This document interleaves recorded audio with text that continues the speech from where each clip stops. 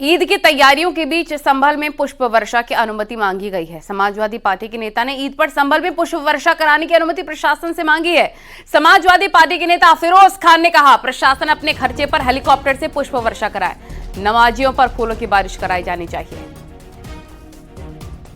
इससे हौसला बढ़ता है आदमी का कि हमारे प्रदेश और देश में कि ये क्योंकि अच्छी बात है, एक मोहब्बत का सिर पे उसके फूल गिरेगा तो उसका चेहरा आराम बहुत ज्यादा खिल जाएगा और वो दिल में भी सोचेगा अपने कि मैं जहाँ रह रहा हूँ वह हम में आपस में कितनी मोहब्बतें हैं।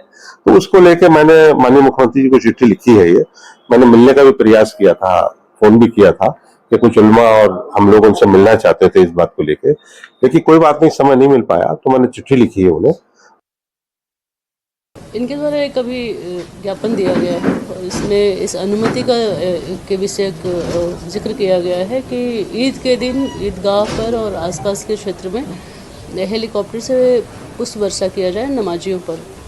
तो अभी उनसे मेरी बात हुई तो मैंने पूछा कि क्या यह पूर्व से यहाँ पर होता आया है। उनसे उनके द्वारा यह अवगत कराया गया कि पूर्व से यह नहीं होता आया है, लेकिन इस वर्ष वो शुरू करना चाह रहे हैं। तो हम लोग इसकी जांच कराएंगे, क्योंकि किसी भी प्रकार की अनुमति के लिए प्रार्थना पत्र आता है तो पहले जांच की जाती है, फिर उसमें जो भी निर्णय होता है वो लिया जाता है। संभल में अलविदा जुमा और ईद की नमाज को लेकर प्रशासन और पीस कमेटी की मीटिंग हुई। बैठक में तय किया गया, सड़कों और घरों की छतों पर नमाज पढ़ने की परमिशन नहीं दी जाएगी। इस फैसले पर कांग्रेस सांसद इमरान मसूद ने कड़ी प्रतिक्रिया दी है। मैं सिर्फ ये हूँ, दुआ देता हूँ अपने सारे लोगों को। नहीं, सड़क का तो समझ में आता है, क्योंकि सड़क पर चलते हुए मुसलमान से आपको परेशानी होती है, समझ में आता है, और किसी से आपको परेशानी नहीं होती। कभी कहीं भी जाम लग जाए, कहीं भी हंगामा उतर जाए, कहीं भी किसी भी कितनी भी ऊंची आवाज में कुछ भी चल जाए, आपको परेशानी नहीं होती। आपको 5 मिनट की नमाज से परेशानी होती है, लेकिन आपकी प्रॉपर्टी है इसलिए जायज है। लेकिन मस्जिद तो आपकी प्रॉपर्टी नहीं है, उसकी छत के ऊपर आपको क्या मतलब है? उसकी छत पे आप कौन है तय करने वाले कि आप नमाज पढ़ोगे नहीं पढ़ोगे? बागपत में ईद और अलविदा जुमे की नमाज सड़कों पर नहीं अदा करने दी जाएगी। एडिशनल एसपी बागपत ने इसके लिए सख्त निर्देश जारी किए हैं। मुस्लिम समाज के धर्म गुरुओं से मीटिंग कर सड़क पर नमाज नहीं पढ़ने के लिए कहा गया। उन्होंने बताया, नमाज के साथ साथ हनुमान जी की आरती और अन्य धार्मिक कार्यक्रमों को भी सड़कों पर नहीं करवाने के लिए निर्देश जारी किए गए हैं।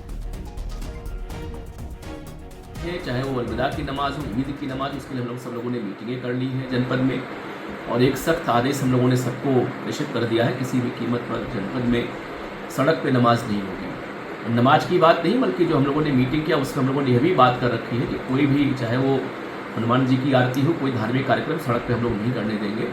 और इस बात को लेकर हमारी सहमति बन भी गई है। विगत 4-5 वर्षों से हम लोग कार्यक्रम करवा रहे हैं और अब सबके मन में यह बात बैठ भी गई है, तो कोई जिद भी नहीं करता इस बारे में कि सड़क पे आरती करेंगे या सड़क पे हम नमाज पढ़ेंगे।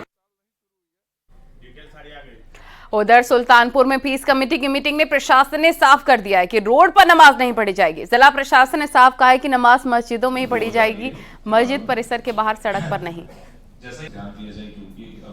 इसमें जनपद का सभी फोर्स लगाया हुआ है। पूरे जनपद को जो है 5 जोन और 19 सेक्टरों में बांटा गया है। पीएसी भी हमने लगाई हुई है और हमारे पास जितना भी उपलब्ध फोर्स है वो सभी लोग अब कल ड्यूटी में रहेंगे। इसके अलावा पक्षकारों से बात करके ये सुनिश्चित कराया गया है कि कहीं भी सड़क पर या रोड पर नमाज नहीं पढ़ी जाएगी। सभी लोग मस्जिद के अंदर या अपने घरों में नमाज पढ़ेंगे। प्रदेश सरकार के मंत्री कपिल देव अग्रवाल ने हापुड़ में नवरात्रों के दौरान मीट की दुकानें बंद रखने के निर्देश दिए। उन्होंने कहा कि 9 दिन तक कोई भी मीट की दुकान नहीं खुलेगी। योगी सरकार के 8 साल पूरे होने के मौके पर हापुड़ पहुंचे मंत्री ने एसपी हापुड़ को मंच से ही निर्देश दिया कि नवरात्र में मीट की दुकानों को सख्ती से बंद कराया जाएगा। इसके लिए 2 दिन में पूरी कार्य योजना बनाई जाए। बंद कराइए उसको, बंद कराइए सकते हैं। 9 दिन में नवरात्रों में कोई मीट की शॉप नहीं खुलेगी, ठीक है ना? सत्य कराइए, उनको बुला के बात करिए, ठीक है ना? बंद कराइए उसको, बंद कराइए सकते हैं। 9 दिन में नवरात्रों में कोई मीट की शॉप नहीं खुलेगी, ठीक है ना?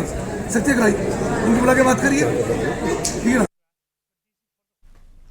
उधर नवरात्र से पहले उत्तर प्रदेश में मीट की दुकानों पर बैन की मांग तेज हो गई है। भारतीय किसान मंच और गौ सेवा परिषद ने सीएम योगी से नवरात्र में मीट की दुकान बंद करवाने की मांग की। भारतीय किसान मंच ने मांग की है कि नवरात्र आस्था से जुड़ा पर्व है, खासकर मंदिरों के आसपास मांस विक्रेताओं पर पूरी तरह से बंदी होनी चाहिए।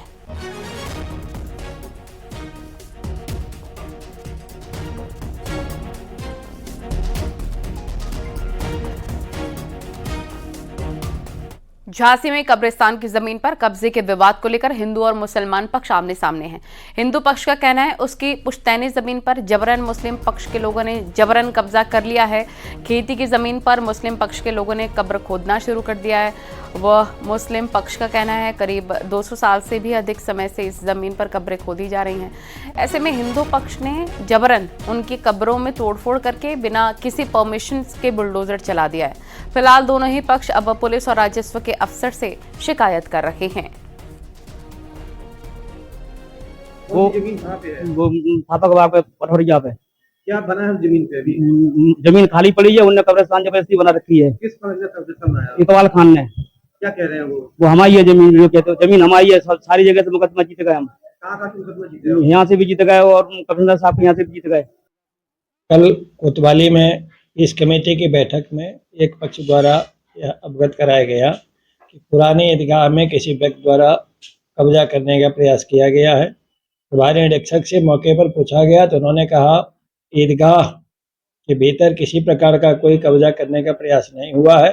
जो व्यक्ति गया था उनको रोक दिया गया। वहीं आगे दोनों पक्षों को यहाँ बुलाया गया था। एक पक्ष आए थे, उन्होंने अपने कागज दिए हैं। लेखपाल को बुला करके उनके अभिलेखीय स्थिति की जांच कराई जा रही है और ईद नवरात्र के दृष्टिगत किसी भी व्यक्ति को यथास्थिति में छेड़छाड़ की अनुमति नहीं है। थाना क्षेत्र कोतवाली में पुरानी ईदगाह और कब्रिस्तान पे किसी के द्वारा कब्जा किया जा रहा है, ऐसा आरोप लगाते हुए हाजी इकबाल खान ने एक प्रार्थना पत्र दिया है। इस पे जांच कराई जा रही है। जांचोपरांत जो भी साक्ष्य मिलेंगे तदनुसार कार्रवाई की जाएगी।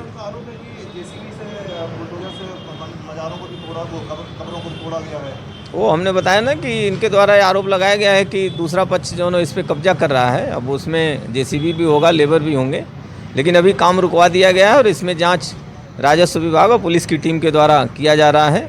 जो भी साक्ष्य मिलेंगे उसके अनुसार आगे कार्रवाई की जाएगी। शामली पहुंचे पूर्व कैबिनेट मंत्री संजीव बालियान ने विवादित बयान दिया। संजीव बालियान ने चेतावनी दी कि शामली सीओ सिटी को मोड़कर नहर में फेंक दें। वो बीजेपी नेता की गिरफ्तारी के विरोध में व्यापारियों के धरने में शामिल हुए थे। नाथ संप्रदाय के साधुओं को जान से मारने की धमकी के आरोप में बीजेपी नेता की गिरफ्तारी हुई थी। बता दें कि शामली में पिछले कई दिनों से नाथ संप्रदाय के साधु और व्यापारियों के बीच दुकानों को लेकर झगड़ा चल रहा है। नाथ संप्रदाय के साधुओं का कहना है जिन दुकानों पर व्यापारियों का कब्जा है वो दुकानें मंदिर की हैं।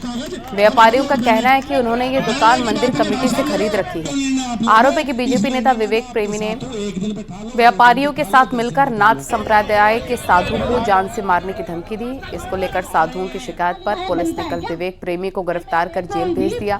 इसके बाद व्यापारी आक्रोशित हो गए, गिरफ्तारी के विरोध में धरने पर बैठ गए। इसकी सूचना पर पहुंचे पूर्व कैबिनेट मंत्री संजीव बालियान ने प्रशासन पर मनमानी करने और फर्जी केस में बीजेपी नेता को जेल भेजने का आरोप लगाया है।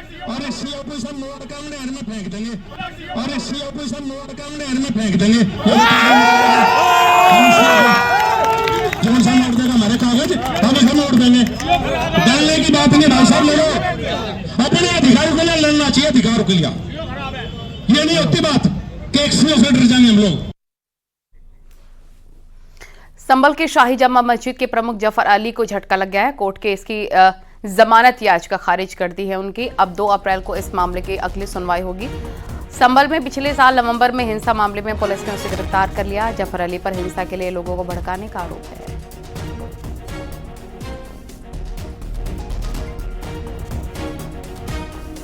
लखनऊ के एक अपार्टमेंट में भीषण आग लग गई है। घटना की जानकारी मिलने पर मौके पर पहुंची फायर ब्रिगेड ने आग पर काबू पाया है। पुलिस और फायर ब्रिगेड ने एक फ्लैट में फंसे एक बुजुर्ग महिला, बच्चों समेत 6 लोगों को बाहर निकाला।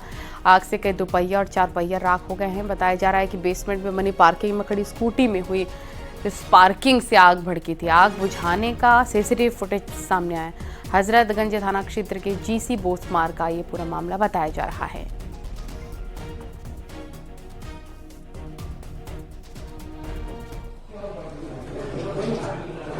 ये किसकी है?